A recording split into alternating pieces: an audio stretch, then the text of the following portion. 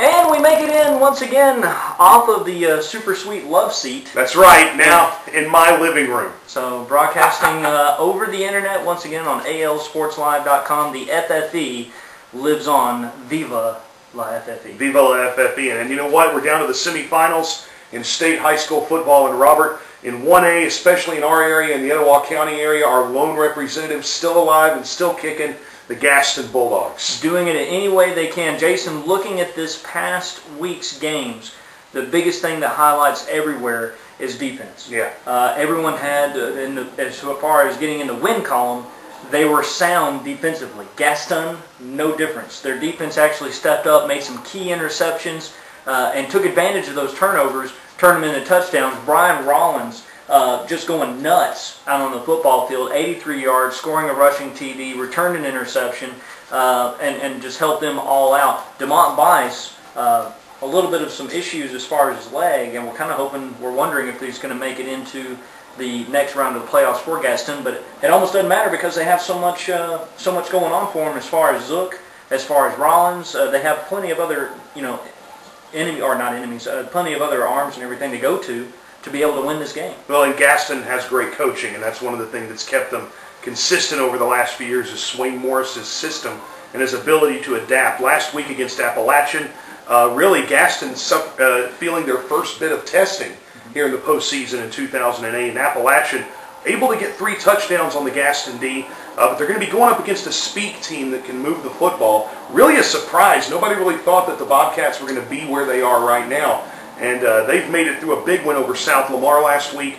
So Gaston and Speak, you got a team that knows, that's been preparing for this, and a team that thinks that is getting no respect. So one of those two things is going to win out. Well, a couple things with Speak. Speak hadn't had a trip to the playoffs since the late 70s. Right.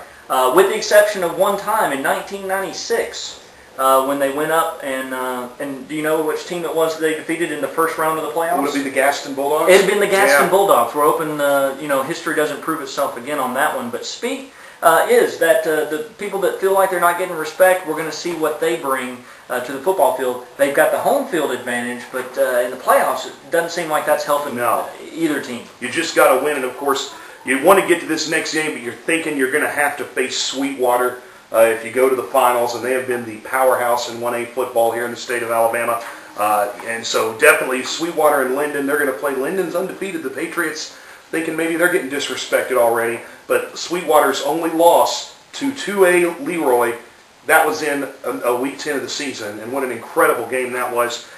So Gaston, if they can make it past the Speak underdog, then they'll get either Linden or Sweetwater. Neither one of them are going to be very easy to defeat. Linden shouldn't feel as though they're getting no respect whatsoever. It's because you're going up against Sweetwater. That's right. And Sweetwater seems to just be annihilating everybody. Speaking of Leroy, they made it to the semifinals in Class 2A football. They're going to be facing the Rebels of Reeltown in the semifinals. The winner of that game will take on the winner of the Clay County Panthers and the Sullivan Blue Devils. Sullivan, a great year. Clay County, they're still undefeated. They're coming off a 20-point win over Fife last week in the playoffs, and Sullivan just absolutely hammered the Tanner Rattlers. So Clay County, the winner of that game, will face the winner of Leroy and Reeltown.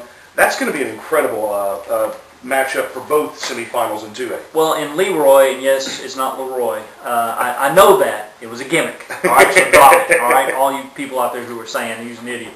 Well, I am, but still. Leroy's quarterback is the one that everyone's got their eye on right now. Mosley is well over 3,000 yards now, around 32 touchdown passes, and he's got some colleges, some big-name colleges that are looking after him. They're saying right now, as it stands, he's like the number 2 quarterback in the state as far as looking at all-around or all-state recruits.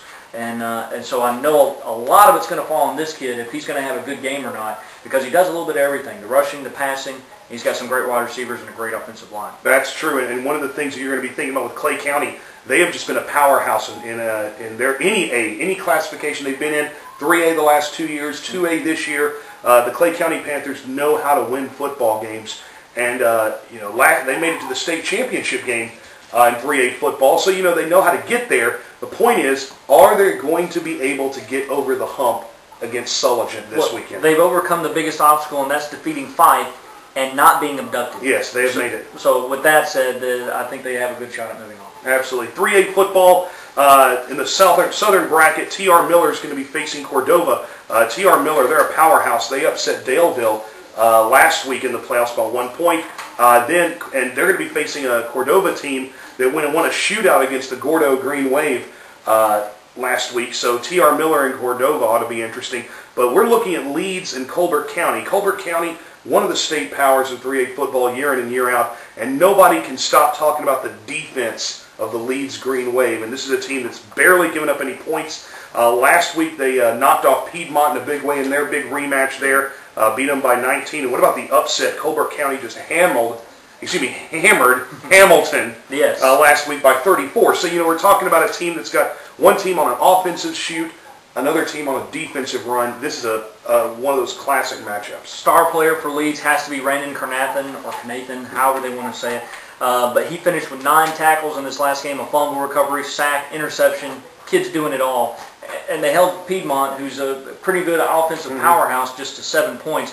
Caused a lot of fumbles. Again, something that we heard consistent with all the games this past Friday, where someone like this team to have so many turnovers and lose a game. Right. It's the top-notch defenses that these teams are facing that's making the difference. That's right, and winning it on the field.